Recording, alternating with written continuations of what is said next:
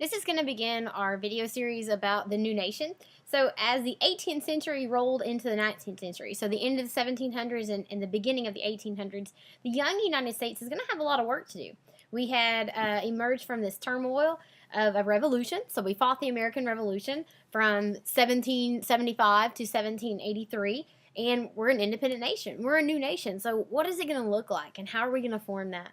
Um, we're going to be headed by many of the same men that had led us through the war. For example, George Washington. And even with the Constitution that we have drafted, that's going to give us a very firm and sturdy framework for government. The first presidents and the other top officials in government are going to have to develop and define these political institutions. And we've talked a little bit about this in class. What's our government going to look like? This is going to include what are the powers of the federal government and what are the relationships between the branches of government. We know we have the legislative branch, the executive branch, and the judicial branch. So what's the relationship between those going to look like? And how do we interpret the Constitution? Different concepts of how the country should be run. We're going to see the rise and the birth of political parties, which is what the basis of our project is going to be. We're going to look at these differences that are going to sharply divide our government at times. We're going to march across the continent and fulfill our manifest destiny. We're going to go from the Atlantic Ocean to the Pacific Ocean. And we're going to acquire a lot of territory that's going to double the size of our country literally overnight. But it's going to damage relationships with the native populations that are in there. And it's going to bring to the forefront this idea of slavery. Should slavery exist in this territory that we acquire? And if it does, who gets to decide what's slavery and what's not slavery? And that's, we know that that's going to eventually lead to a civil war in 1861. So advances in manufacturing and transportation are going to greatly help our economy in both new and established regions in the country. So also foreign policy is going to originally stress neutrality, and we're going to look at that under Washington. If you don't know what neutrality means, please look that up. But constantly, we're going to shift alliances between European nations, and that begins relatively quickly. And we'll analyze Washington's farewell address where he warns against those. It's often going to disrupt trade, and ultimately, it's going to lead to a second revolution with Britain in the War of 1812. But after this, we're going to be able to define what our new nation looks like, and we're going to confidently assume what our place is in this new world. So what are our central questions? What do we want to answer through this? Well, our central questions are, what are the major arguments and discussions that occurred with regard to the roles of the federal government should play? How did the earliest presidents view their roles, and what actions did they take to help establish the office of the presidency? How did the new nation's relations with foreign countries affect its earliest years? In what ways did sectional differences influence the development of the new nation and its government? And how were the different groups of people affected by the events that occurred and decisions that the government made during the early years of the nation? You don't have to answer those. Those are what we're going to be looking at as we travel through these series of videos over this PowerPoint. So first we want to look at an overview of our new nation. And you see that picture there is a picture of Boston Harbor in 1791. And if we looked at a census of 1800, if you don't know what a census is, that's going to be a counting of our population. We count about 5.3 million people living in the United States. That includes slaves, and the country is made up of 16 states. We know the original 13 colonies, plus Vermont, Kentucky, and Tennessee. So most Americans live on farms. They're white farmers, and we have some free African American families. They produce their own food and clothing, and they sell and trade goods as needed. And in most cases, the entire family is going to work on the farm. Sometimes women and girls are going to do more domestic housework, while the boys and the men are going to do the work outdoors. So slaves make up the majority of African American farm workers, although some free African Americans are going to own their own farms in the North. The largest cities in the nation are going to lie in the harbors on the Atlantic, including Boston, New York, and Charleston. So when we talk about those port cities, we are referring to Boston, New York, and Charleston. These are grown as have grown as a result of trade with Europe and Africa. Charleston, especially, is going to serve as a hub for the African American slave trade. Um, a growing merchant class and an industrial infrastructure develops, particularly in northern cities, where manufacturing is going to increase steadily. Cities are going to serve as homes for the wealthy elite as well as for the poor. If you don't know what infrastructure is, infrastructure, please look that word up. Infrastructure. The nation's early years provided Americans with this sense of unity and optimism, and despite the sectional disagreements and the early controversy over the issues of slavery and foreign relations and even westward expansion, many people are going to feel a pride in the colony's success against the British and our leaders' ability to come together and to craft a constitution. However, not everyone is going to feel as optimistic as this, and many are going to endure daily hardships, particularly the slaves. And the establishment of the new nation is not going to change the realities of everyday life. So, what did it look like? African Americans in the new nations as slaves. And you see over here, slaves using the cotton gin. We know that Eli Whitney in 1793 patents the cotton gin. Did he actually create it? There's a little bit of controversy there.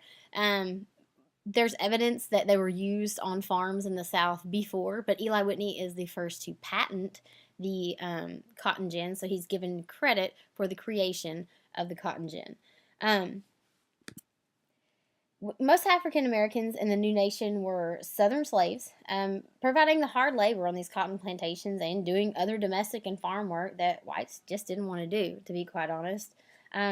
After Eli Whitney developed the cotton gin in 1793, the Southern cotton production is going to expand exponentially. This results in an increased demand for slaves to plant and harvest cotton crops. Sugar cane plantations are also going to expand during this era. And by the early 19th century, approximately 700,000 Southern slaves make up about 1/3 of the South's population. Despite the high number of slaves, only about 1/4 of white Southerners came from slave-owning families. So this indicates to us that slavery was mainly a luxury of the wealthier Southern class. This doesn't mean, however, that poor Southerners opposed slavery. It just means they didn't have enough money to own them. Slavery was not nearly as prevalent in the North as it was in the South, but it did exist in the North, especially in the nation's early years.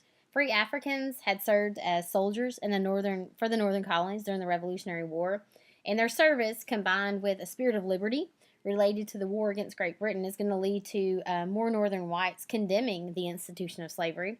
And after the war, northern legislatures are going to begin to pass laws to end slavery. So a lot of the states in the North will have policy in their books, laws that prevent slave owning in their law. So even in the earliest years of the nation, this institution of slavery, what some will later call, Southern historians, this peculiar institution, proved a highly charged and controversial topic. It's going to divide our political leaders and the general public, and this controversy is only going to increase over this next several decades. It's eventually building up to the Civil War, which will be fought approximately 90 years after the Revolution. So what did this nation look like for free blacks? Many free blacks in cities worked as musicians. You see this over here. In the North, most African Americans were considered free, including former slaves or those born to free parents. Many worked in factories, shipyards, and skilled trades, and despite their free status, African Americans rarely received equal treatment to whites. Discrimination and segregation were everywhere, were pervasive. It was in hotels, theaters, restaurants, and other establishments, and this largely prohibited blacks from entering these places. School systems remained segregated, and most free blacks could not vote. And due to discrimination in schools and churches, African Americans are going to begin to establish educational and religious institutions strictly for African Americans. And free blacks in the South are going to risk capture and enslavement if they couldn't prove their free status. And intense discrimination against these African Americans. African Americans are going to find the North a more desirable place to live than in the South. Let's talk about Native Americans and their place in this new nation. Tensions between Native Americans and white settlers had grown during the early 18th century. So some Native American tribes had fought on the British side during the Revolutionary War, and Native Americans had become increasingly concerned about land disputes with settlers. Shortly after the United States becomes a country, it begins making treaties with these Native American tribes. First, in 1778, it had the Delaware Indians as signatories, and these treaties established the territories that Native Americans could legally use, with the tribes giving up part of their original lands. And this is what you're going to see increasingly.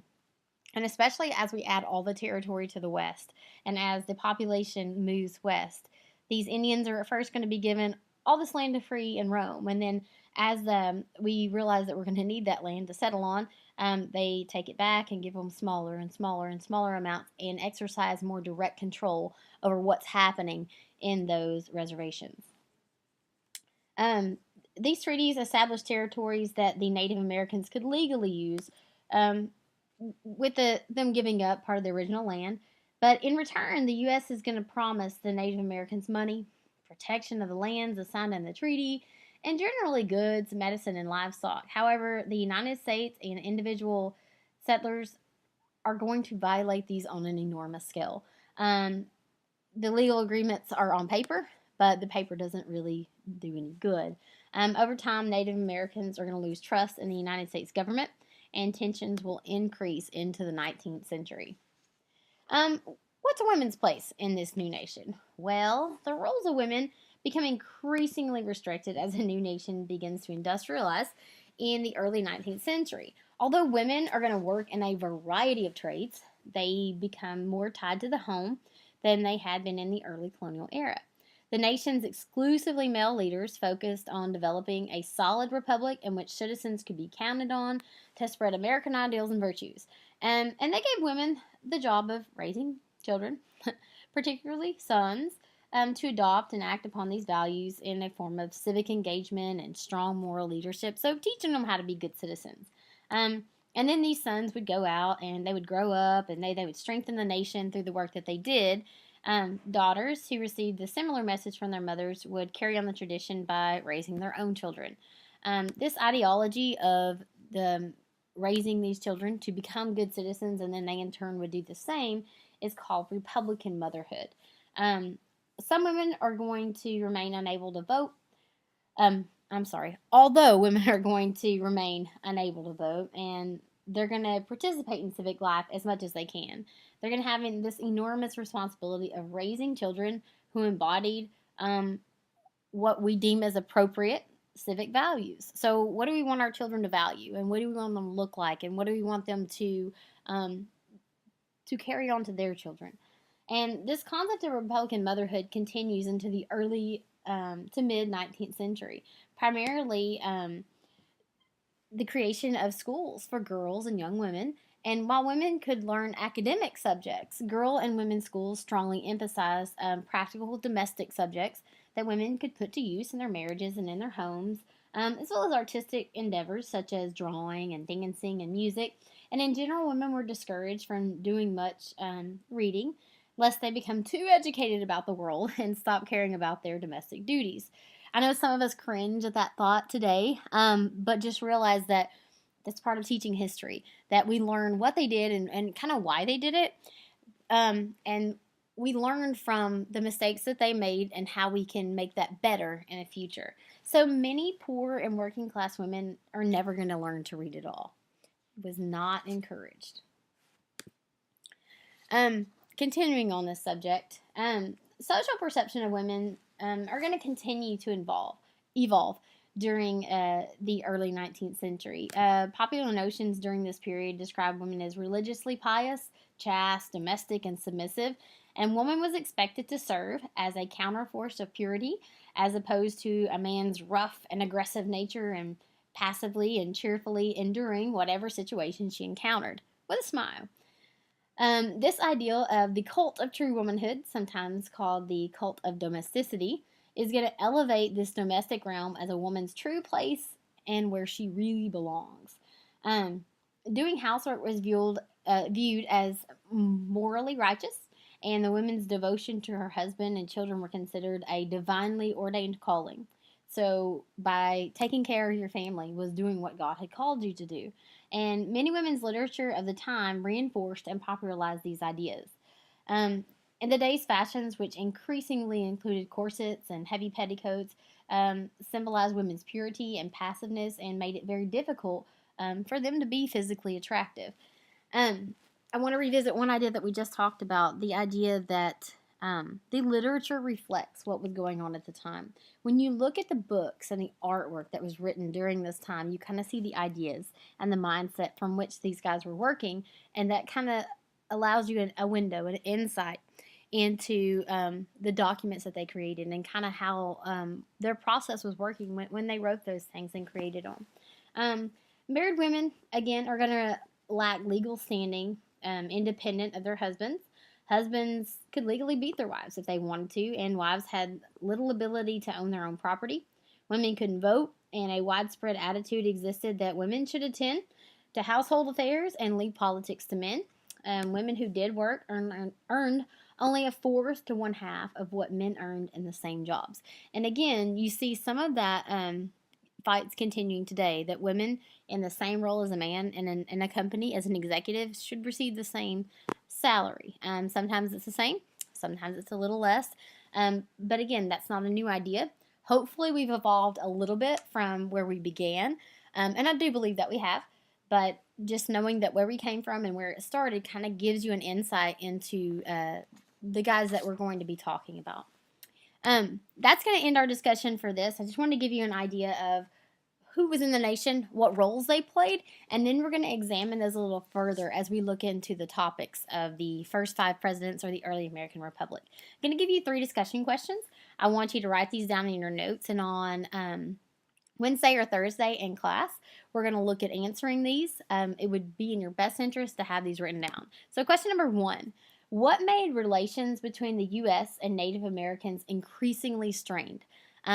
When you get to 10th grade or to the next section of U.S. history, we're going to look at this even further because it begins during this, and we'll see some more during Jackson's administration, but it really takes hold after the Civil War as we have a lot of populations, especially immigrants, moving out to the West, and we have policies and treaties that are going to attempt to give land and to protect, well, it wasn't meaning to protect Indian land, but meaning to protect the settlers that were there and trying to keep those Indians at bay. And then the results of that we'll look at again when you get to the next section of history. So number 2, what was expected of women as part of Republican motherhood?